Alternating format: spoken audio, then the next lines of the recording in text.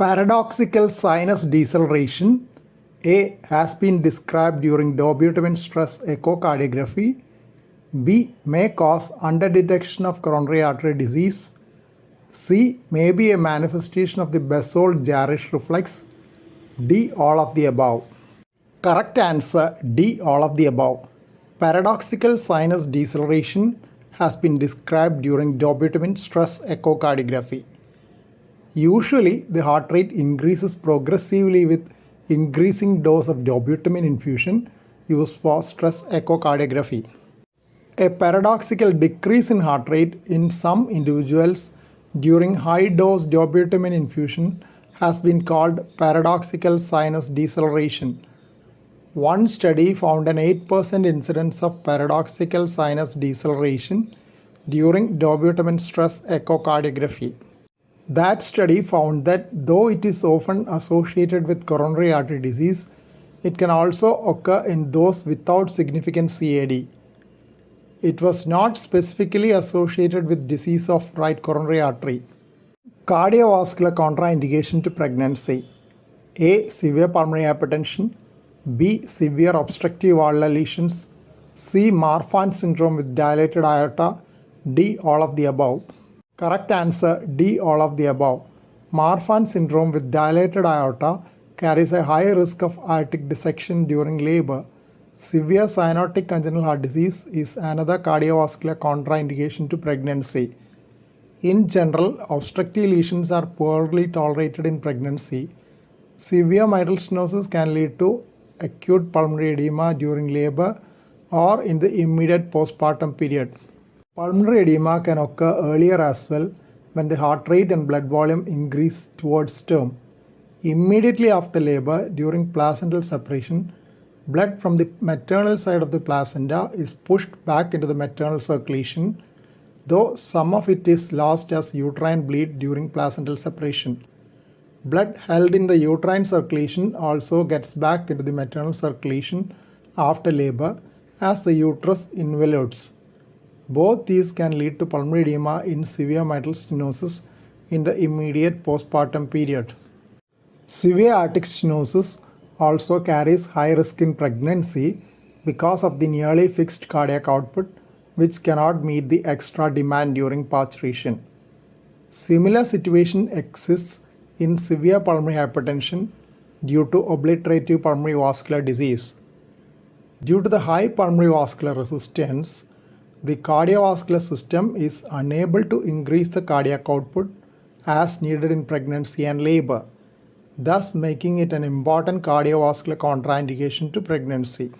Leads not included in the Selvester QRS scoring system. A. Lead 1 and AVL. B. Lead 2 and AVF. C. Lead 3 and AVR. D. None of the above. Correct answer C. Lead 3 and AVR. Selvester QRS scoring system is 50 criteria, 31-point scoring system which was developed for estimating the infarct size from ECG. Each point on the scoring system will account for about 3% of the left ventricular myocardium.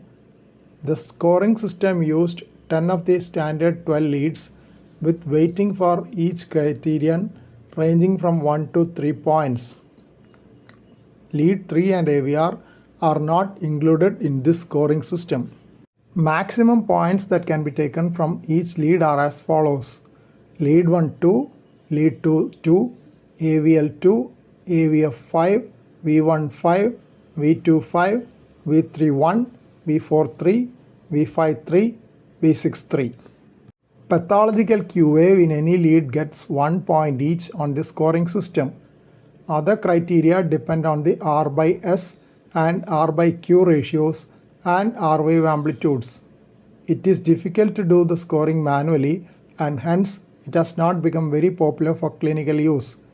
Computerized algorithms have been developed for automatic scoring. The Selvester QRS scoring can estimate the myocardial scar with good accuracy with excellent correlation of the infarct size measured at autopsy. Several studies have documented the prognostic value of estimation of scar size. Increasing score also predicts possibility of appropriate defibrillator shocks and poor response to cardiac resynchronization therapy. Minnesota code for left bundle branch block is A711, B821, C981, D411. Correct answer A711. 711 codes for complete left bundle branch block and 721 for complete right bundle branch block. Minnesota code for ECG analysis was formulated by the University of Minnesota ECG Coding Center.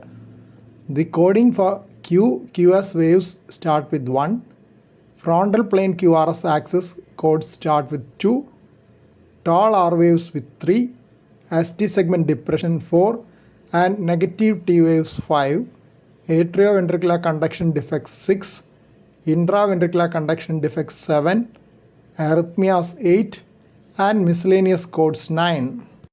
ST elevation codes are 9, 2.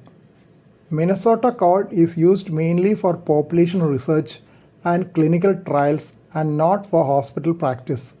Some ECG machines with analysis algorithms give a printout of the various diagnoses in the ECG as per Minnesota code in addition to the regular diagnosis. It is available for download from the University of Minnesota ECG Coding Center website. Significant family history of coronary artery disease is taken as age below dash in first degree male relative. A 35 years, B 40 years, C 50 years, D 55 years.